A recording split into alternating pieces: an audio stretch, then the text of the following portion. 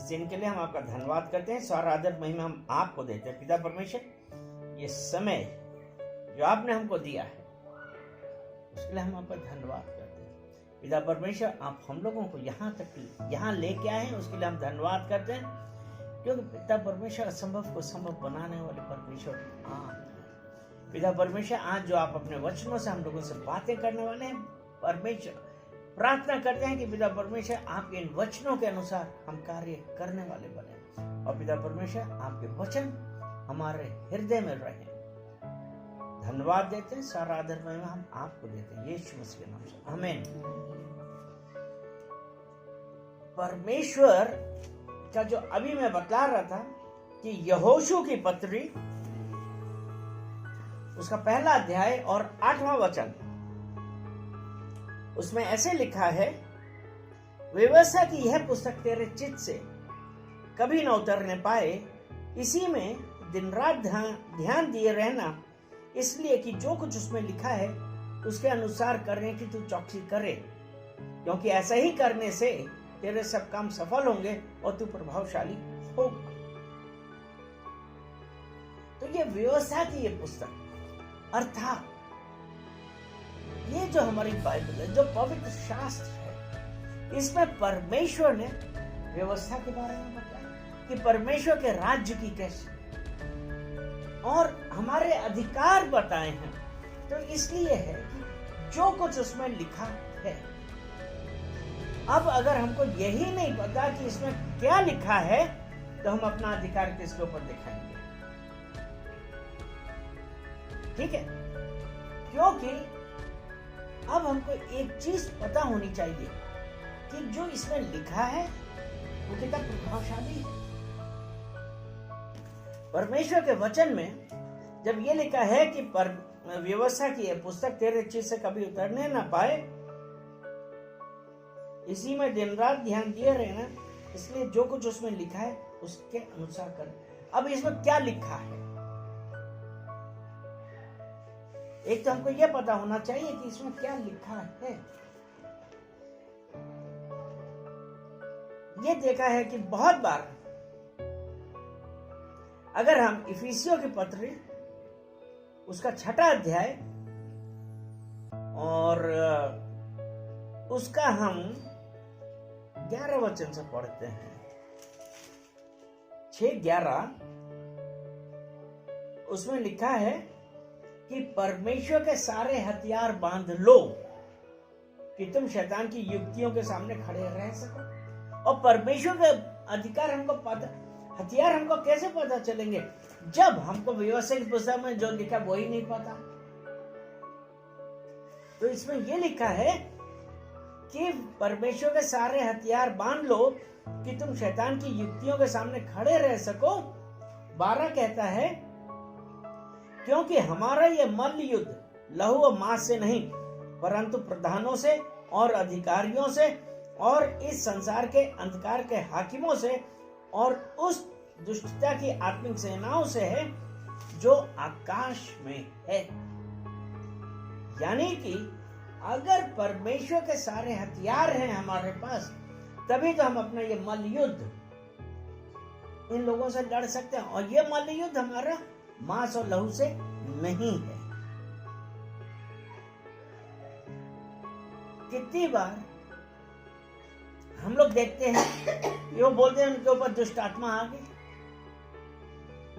तो हम लोग कैसे लड़ाई कैसे करते हैं? यीशु मसीह ने अधिकार दिया है ना। क्योंकि अगर हम मरकुस की पत्री उसका 16 अध्याय और उसका 17 वचन पढ़ेंगे,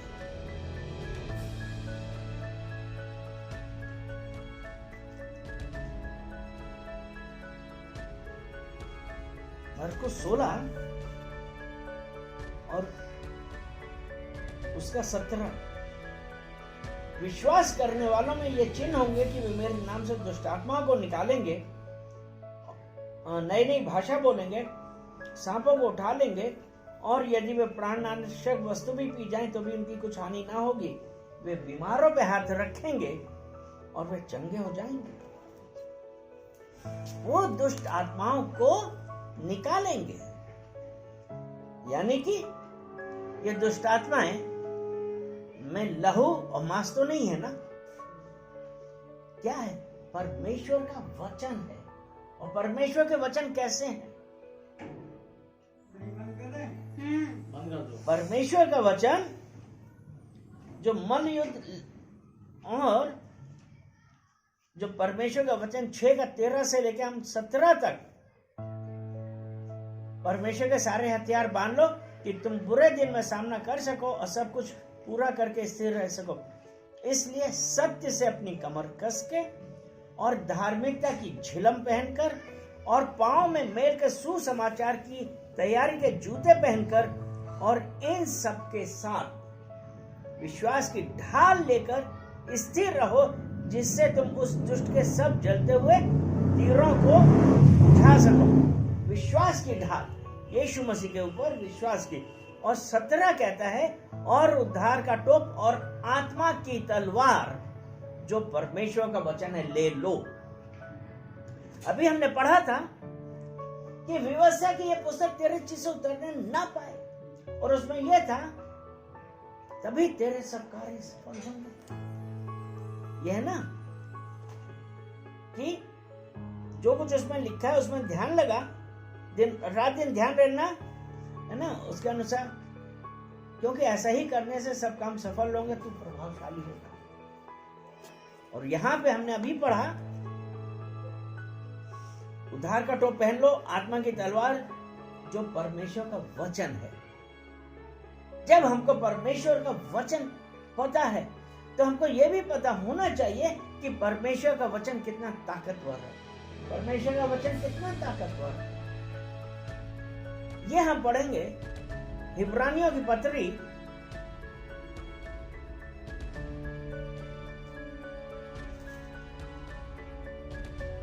और 4 अध्याय उसका 12 वचन।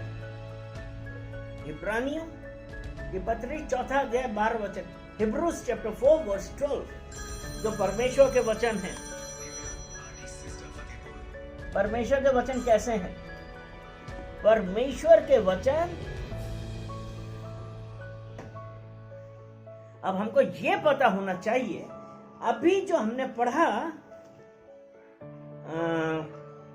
इफिसियो 6:17 में पढ़ा था ना, हमने इफिसियो 6:17 में क्या पढ़ा था?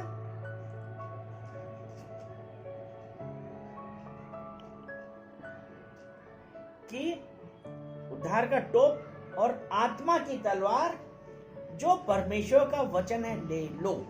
आत्मा की तलवार जो परमेश्वर का वचन है ले लो।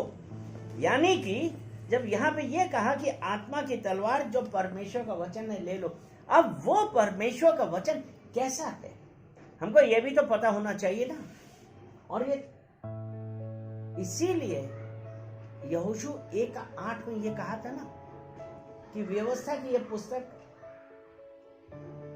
तेरे चित्त है ना, तेरे ध्यान से उतरने ना पाए, चित्त से, तेरे चित्त से उतरने ना पाए, दिन रात इसमें ध्यान लगा। तो इसलिए हमको ये पता करना है कि ये जो परमेश्वर का वचन, आत्मा की तलवार जो परमेश्वर का वचन है, क्या है? आत्मा की क्या है? जोर से बोलो। तलवार है। आत्मा की तलवार है। और ये कैसी तलवार है? अब हमको ये भी तो पता होना चाहिए ना। तो ये है इब्रानियों की पुस्तक 4 अध्याय और 12वां वचन। क्योंकि परमेश्वर का वचन जीवित, वहां पर हमने क्या पढ़ा था? इफिसियों 6:17 में हमने क्या पढ़ा था? क्या पढ़ा था इफिसियों 6:17 में? हमने यही तो पढ़ा था ना कि आत्मा की तलवार। और यहां पे क्या है? आत्मा की तलवार जो परमेश्वर का वचन है। और यहां पे क्या है? कि परमेश्वर का वचन जीवित। आत्मा की तलवार परमेश्वर का वचन, और परमेश्वर का वचन जीवित है और प्रबल और हर एक दोधारी तलवार से भी बहुत चोखा है और प्राण और आत्मा को और गांठ गांठ और गूदे गूदे को अलग करके आर पार छेदता है और मन की भावनाओं और विचारों को जांचता है। वो परमेश्वर का वचन अगर हमको पता है तो हमको पता है कि वो एक दोधारी तलवार से भी बहुत चोखा है। क्योंकि अगर हमको पता ही नहीं है तो हम किस प्रकार युद्ध लड़ेंगे, किस प्रकार दुष्ट आत्माओं से हम लोग झगड़ा करेंगे। क्योंकि यीशु मसीह ने, अभी हमने मरकुस 6:17 में यही तो पढ़ा था कि दुष्ट आत्माएं जाएंगी यीशु मसीह के नाम से, और यीशु मसीह का नाम, यीशु मसीह के वचन जीवित है, प्रबल है, दुधारी तलवार से भी ज्यादा तेज है।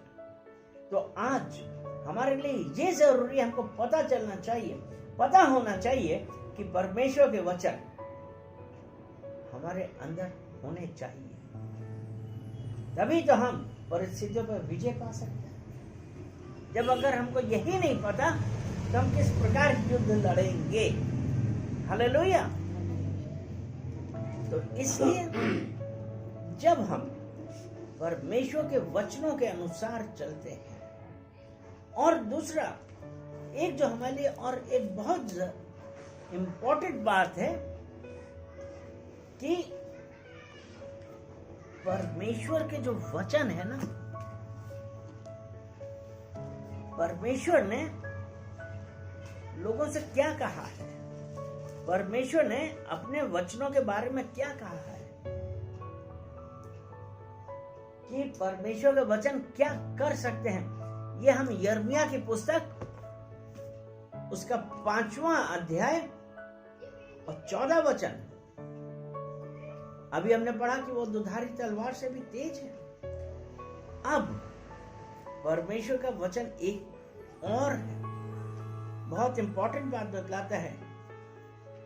इस कारण सेनाओं का यह परमेश्वर यहोवा यूं कहता है, ये लोग जो ऐसा कहते हैं, इसलिए देख मैं अपना वचन तेरे मुंह में आग और इस प्रजा को काठ बनाऊंगा और वह उनको भस्म करेगी। अब वो बोल रहा है कि मैं अपना वचन तेरे मुंह में आग बना दूंगा। हालेलुया। तो आज जब हम उस परमेश्वर के वचन याद रखते हैं, हमको फिर पता होता है कि परमेश्वर के वचन का हमारे जीवन में कितना महत्व है। क्योंकि अगर हमको परमेश्वर के वचन पता है, तब हम अपनी परिस्थिति को कह सकते हैं गेट लॉस्ट यीशु मसीह के नाम से। अभी और इसी वक्त मुझे छोड़ के जा, बीमारी छोड़ के जा, जो प्रॉब्लम्स है वो छोड़ के जा। इसलिए हमको क्या करना है कि आज हम अपने उस परमेश्वर का धन्यवाद दें कि आज उसने अपने वचनों के द्वारा हम लोगों से एक बार फिर से बात करी और ये बतलाया है कि उसके वचन जीवित है और एक किसी भी दुधारी जीवित है, प्रबल है, मतलब स्ट्रॉन्ग है। और ये भी है कि उसके वचन हमारे मुंह में आग बना दिया है परमेश्वर ने कि हम बोलेंगे तो शैतान जल जाएगा। हालेलुया। तो हम चले धन्यवाद देते हैं, धन्यवाद करते हैं, धन्यवाद धन्यवाद धन्यवाद। पिता परमेश्वर, हम आपका धन्यवाद करते हैं, सारा आदर महिमा हम आपको देते हैं।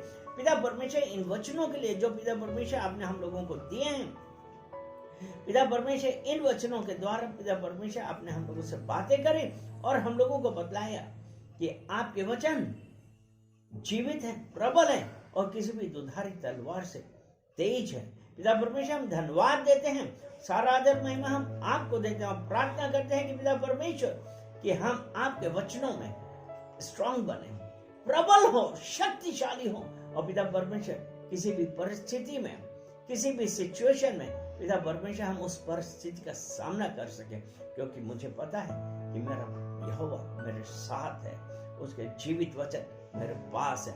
धन्यवाद करते हैं, सारा आदर महिमा हम आपको देते हैं, यीशु मसीह के नाम से, आमीन।